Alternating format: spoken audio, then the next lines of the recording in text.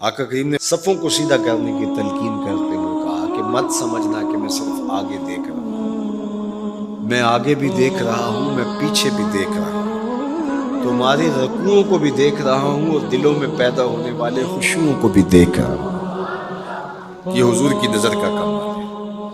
اور حضرت عبداللہ ابن عباس رضی اللہ تعالیٰ عنہ فرماتے ہیں کان رسول اللہ صلی اللہ علیہ وآلہ وسلم یرا فی اللیل فی الظلمہ کما یرا فی النہار فی الضوء۔ حضور رات کی تاریکی میں یوں دیکھتے تھے جس طرح دن کے اجالے میں دیکھتے تھے۔ میں نہیں دیکھ سکتا، یہ دیکھو یہ روشنیاں ہیں، یہ لائٹیں لگی ہوئی ہیں اور میں یہاں سے دیکھ رہا ہوں۔ اگر یہ چراغاں ختم ہو جائے، یہ روشنیاں بجھ جائیں تو وہ دور چیزیں لکھی ہوئی ہیں وہ تو دکھائی نہیں دے گی، یہ کتاب میری جھولی میں بھی ہوگی میں پھر بھی نہیں دیکھ سکوں گا، اس لیے کہ میری آنکھیں نور ہیں، لیکن یہ اتنی دیر تک نہیں دیکھ سکتی جب تک یہ خارج کی روشنی بھی موجود نہ ہو۔ لیکن حضور سراپا نور ہیں، حضور ظلمت میں بھی دیکھتے تھے، روشنی میں بھی دیکھتے تھے۔ چونکہ میری آنکھیں ان روشنیوں کی محتاج ہیں، کائنات کی ساری روشنیاں شمس و قمر بھی میرے حضور کے محتاج ہیں، اس لیے حضور علیہ السلام شمس و قمر کی روشنی کے محتاج نہیں تھے۔ حضور کی مبارک آنکھیں جو ہیں وہ اندھیرے میں بھی دیکھتی تھی اور حضور کی آنکھیں روشنی میں بھی دیکھتی تھی۔ آقا کریم علیہ السلام نے ایک موقع پہ ارشاد فرمایا وَإِنَّ مَوْعَدَكُمُ الْحَوْضُ وَإِنِّي لَأَنظُرُ إِلَيْهِ مِن مَقَامِي هَٰذَا، بخاری مسلم باقی کتب حدیث میں موجود ہے۔ فرمایا کہ تمہارا جو حوض کوثر پر وعدہ ہے جہاں میں تمہیں جام بھر بھر کے دوں گا، فرمایا میں یہاں کھڑا ہوں اور یہاں کھڑے ہو کے اس کو دیکھ رہا ہوں۔ حضور یہاں کھڑے ہیں اور وہاں دیکھ رہے ہیں۔ ایک دن حضور صلاۃ الاستسقاء پڑھا رہے تھے، جب بارش نہ ہو رہی ہو تو اس کی جو نماز پڑھائی جاتی ہے اللہ کے حضور دعا کرنے کے لیے تو اس کو صلاۃ الاستسقاء کہا جاتا ہے۔ ام المومنین سیدہ عائشہ رضی اللہ تعالیٰ عنہ سے مروی ہے۔ تو نماز پڑھاتے پڑھاتے حضور نے ہاتھ آگے کیا پھر پیچھے کھینچ لیا، تو عمومی طور پہ ایسا نہیں ہوتا۔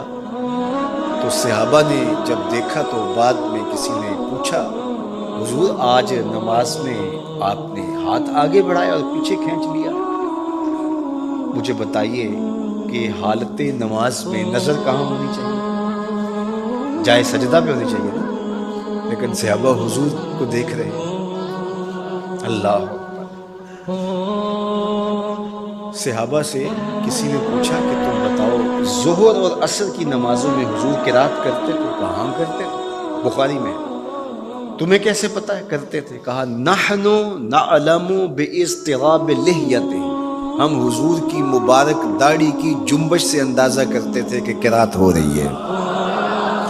معلوم ہوا نماز بھی چلتی رہتی تھی، رخ محبوب کی دید بھی ہوتی رہتی تھی۔ اور اقبال کہتا ہے شوق تیرا اگر نہ ہو میری نماز کا امام، میرا رکوع بھی حجاب میرا سجود بھی حجاب۔ اللہ اکبر۔ تو حضور نے ہاتھ آگے بڑھایا اور پھر کھینچ لیا۔ پوچھا گیا حضور یہ آج نماز میں ایک نئی چیز ہم نے دیکھی، آپ نے ہاتھ آگے بڑھایا پھر کھینچ لیا؟ فرمایا ہاں، جنت میں کھجوروں کا ایک خوشہ لٹک رہا تھا، میں اس کو توڑنے کے لیے ہاتھ ڈالا تھا پھر میں نے چھوڑ دیا، اور اگر میں توڑ لیتا تم قیامت تک کھاتے رہتے ختم نہ ہوتا، لیکن میں نے کہا نہیں چلو پھر قیامت کو ہی صحیح۔ اب حضور کھڑے کہاں ہیں؟ مدینہ المنورہ میں، اور جنت کہاں ہے؟ سدرۃ المنتہا سے اوپر۔ سر پٹ گھوڑا دوڑے اور تیز رفتار گھوڑا، تازی گھوڑا، 500 سال دوڑنے کے بعد پہلے آسمان تک پہنچے، پھر اتنی موٹائی آسمان، پھر دوسرا آسمان، پھر تیسرا آسمان، درمیان میں پھر خلائیں بھی، پھر وہاں سے 7 آسمانوں کے بعد کہیں سدرۃ المنتہا، اور قرآن بتاتا ہے کہ جنت بھی سدرۃ المنتہا کے پاس ہے، پھر آگے جنت، اور جنت کے جو درخت ہیں وہ 70,000 سال کی اونچائی پر، وہاں لٹکتی ہوئی کھجوروں کے خوشے، اور حضور علیہ السلام نے یہاں کھڑے ہو کے ہاتھ بڑھایا اور وہاں حضور کا ہاتھ پہنچ گیا۔ یہ ہاتھ کے پہنچنے کی منتہا نہیں ہے، ضرورت یہاں تک کی تھی لہٰذا یہاں تک پہنچا، اگر ضرورت اس سے آگے کی ہوتی تو آگے بھی پہنچ جاتا. تو حضور کا ہاتھ یہاں سے یہاں تک پہنچا. یہ حدیث پاک میں اور آپ ہاتھ اٹھائیں تو ہمارا ہاتھ کہاں تک پہنچتا ہے؟ 5 فٹ قد ہے تو 3 فٹ اوپر ہاتھ پہنچ جائے گا، تو ہمارا ہاتھ 8 فٹ تک پہنچے گا، زمین سے 8 فٹ تک. چلو کسی کا 9 فٹ تک پہنچے گا، کوئی چھلانگ لگا کے اچھل کے اوپر لے جائے گا تو 10 فٹ تک پہنچ جائے گا. البتہ ہماری نظر بہت تیز ہے. ہماری نظر پہلے آسمان کے ٹمٹماتے ہوئے ستارے دیکھتی، دوسرے آسمان کے ستارے بھی دکھائی دیتے، تیسرے آسمان کے ستارے چاند سورج میں دکھائی دیتے. ہمارا ہاتھ 3 فٹ تک یا 10 فٹ تک پہنچتا ہے، نظر تیسرے آسمان تک پہنچتی ہے. اور جس کا ہاتھ جنت تک پہنچتا ہے اس کی نگاہ کہاں تک پہنچتی ہو، اس کی نظر کا کمال کیا. اس لیے فرمایا انی ارا ما لا ترون واسمع ما لا تسمعون. جو میں دیکھتا ہوں وہ تم نہیں دیکھتے، جو میں سنتا ہوں وہ تم نہیں سنتے.